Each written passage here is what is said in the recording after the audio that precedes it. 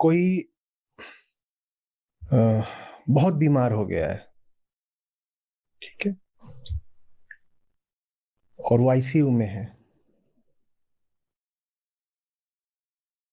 तो मान लीजिए वो 4-5 दिन आईसीयू में रहा। उन दिनों में आपने देखा है कि जो देखभाल करने वाले लोग होते हैं वो कितने अनुशासन से, कितने नियम, कितनी त्वरा से समय पर पहुंचे होते हैं।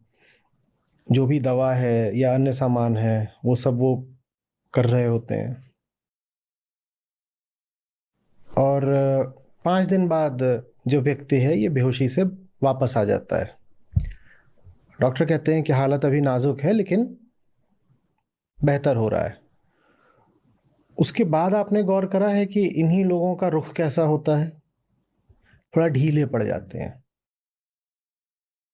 पहले अगर 1 घंटा मिलने का समय था तो 1 घंटे से 10 मिनट पहले ही पहुंच जाते होंगे। अब अगर 1 घंटा मिलने का समय है तो 20 मिनट बाद भी आ गए, अपना 10 मिनट देख लिया, लगा ठीक है चल ही तो रहा है। उसकी वजह है भीतर हमारे कुछ बैठा है जो चूंकि स्वयं दुखी है, चूंकि स्वयं राहत की तलाश में है, इसीलिए वो ये भी जानता है कि वास्तविक राहत बोलते किसको है।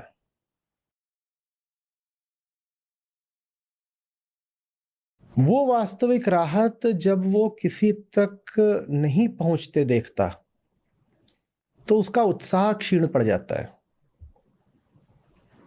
उदाहरण दे रहा हूं, वो बेहोश पड़ा हुआ था। बेहोश मनुष्य में सुनने में अजीब लगेगा पर देखिएगा फिर भी एक गरिमा होती है।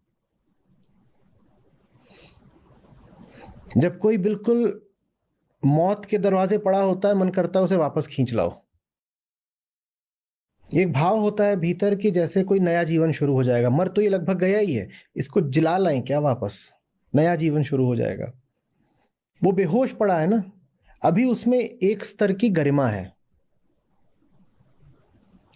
वो कुछ अभी ऐसा नहीं कर सकता जिसमें उसका निकृष्ट होना या गर्हित होना, पतित होना दिखाई पड़ रहा हो।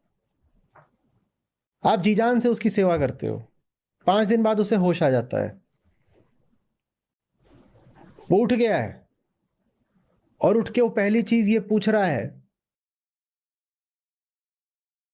कि दुकान का माल कहीं मुनीम तो नहीं ले गया।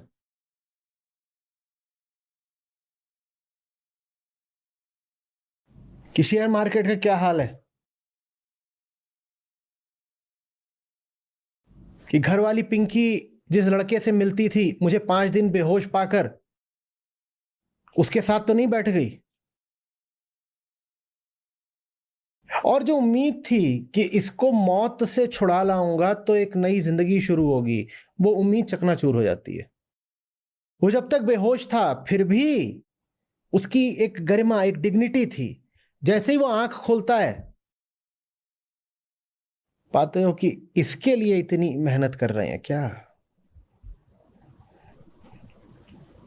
बात समझ में आ रही है? और जब हमारे द्वारा की जा रही मदद से और मेहनत से इसको वो चीज मिलनी ही नहीं है जिसे सही अर्थों में सच्ची राहत कहा जा सके, तो हम क्या अपनी जान दें इसके पीछे? इससे अच्छा तो चलो थोड़ा बहुत गबन कर लो, धांधली कर लो। दिल तो भरना है नहीं, पेट ही भर लो। चेतना तो भरनी है नहीं, जेब ही भर लो। एक तरीके से सारे भ्रष्टाचार के पीछे यही वजह है। मैं बहुत जान लगा के काम कर भी लूंगा तो उखाड़ क्या लूंगा, बदल क्या जाना है।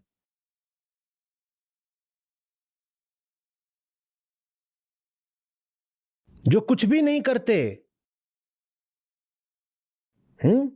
पैसे का गबन या माल की चोर बाजारी, उन्होंने कौन सा बड़ा परिवर्तन ला लिया दुनिया में?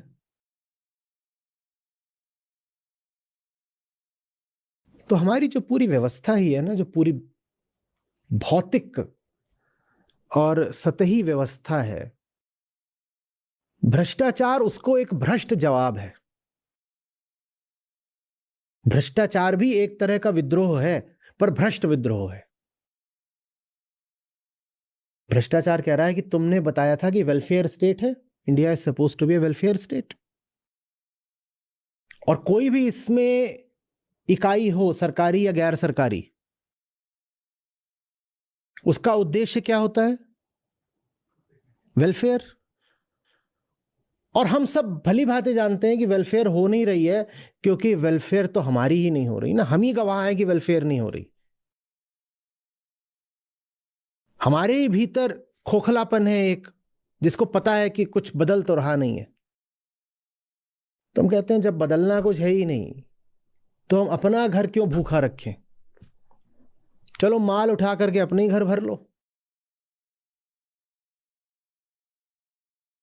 यही वजह है कि जब आपदाएं आती हैं, जैसे मान लो युद्ध वगैरह या कोई प्राकृतिक आपदा, जो अब तो उतना नहीं, पहले, तो उन दिनों पाया जाता है कि भ्रष्टाचार का स्तर थोड़ा कम हो गया है।